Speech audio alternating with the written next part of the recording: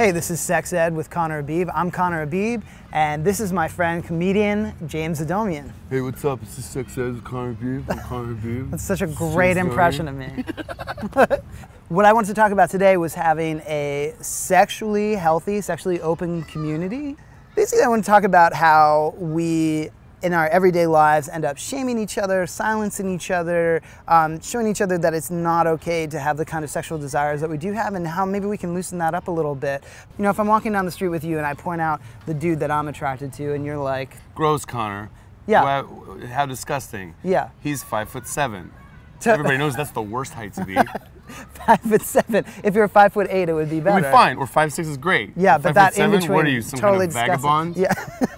So, in order to get rid of that kind of stuff, I think it's really important to be open about other people's desires, to be open to their desires, to be compassionate to their desires and the people that they're attracted to. So instead of saying gross, you have this sort of like desire etiquette where you're like, oh, that's interesting. Why are you attracted to that person? You know, sort of stimulate that a little bit. Right. And the same goes for sex acts. I mean, we're all into participating in different things that might seem strange to other people. I can't come unless people are reciting lines from Hamlet. I think that that's so sexy.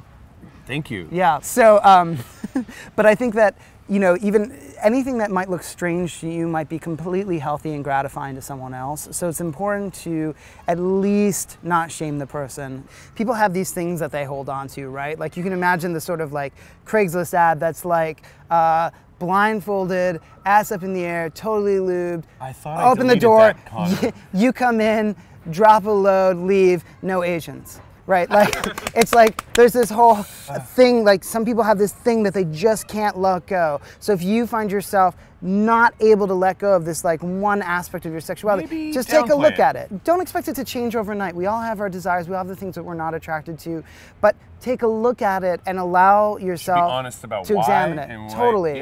What made you think that way? And let that start to loosen up a little bit, because it's important to not be rigid in that area. Yeah, it's a bad idea for everybody to be the same and to have to live up to the same standards, I think. If you talk more about sex, if you talk more openly about it, if you bring it into other spaces, it cultivates your ability to be able to talk about it with your partners. Open sexual conversations allow you to be more open with your partners, and that leads to better sexual health, especially when you're negotiating condom use, negotiating safety protocols, when you need to talk about STDs, that sort of stuff. So having a more open community helps cultivate the skill of being open with your partners. And do you think that people get shamed for like their sex role, like being a top or a bottom or whatever? Yeah, I mean, I think that people get shamed for being bottoms all the time, which is weird because that feels, I speak from maybe personal experience, feels really good to bottom, but there's this idea that the bottom is somehow devalued. And actually, I think that that comes from some sort of weird sexism that gets transported to the gay community. Like dating back to the Roman Empire, maybe. Yeah, exactly.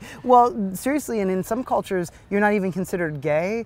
If you're the top. If you're the top, right? Which is, so you're cool. So that's still cool. Right, exactly. There's some sort of safety in that. You can still shake your hand or whatever. So I think, like, you know, if you're a top, don't shame bottoms because you like them. If you're a bottom, don't shame other bottoms because you are one. You're not gaining any points by, like, shaming someone who's more feminine or, like, more passive than you are. And there's no one at the end of your life who goes, congratulations, you were a top. Or, like, the most masculine of all. Yeah, you successfully avoided being a Nelly bottom. What does happen is that the more people you're cool to, the larger your family becomes. And the more people you have sex with. Yeah, in the long so term. There we go. When also, you might change your mind too. Don't lock yourself into something that you're going to change your mind about in 10 years. Most people aren't attracted to the same thing their entire lives. They have a variety of things, you know? I mean, and different people will be attracted to you as you get older as well. So, see, there are all sorts of things that you've never even thought about that you might be attracted to. Like James Adomian. That's true. No, in fact, yeah, and it's true. No one ever thought they would be attracted to me, and now everyone is. As you've all read in all the magazines, of course. The entire crew is masturbating right now while we're filming this. So, thanks for watching Sex Ed with Connor Habib.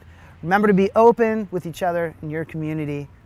I'm Connor Habib. This is my pal James Adomian.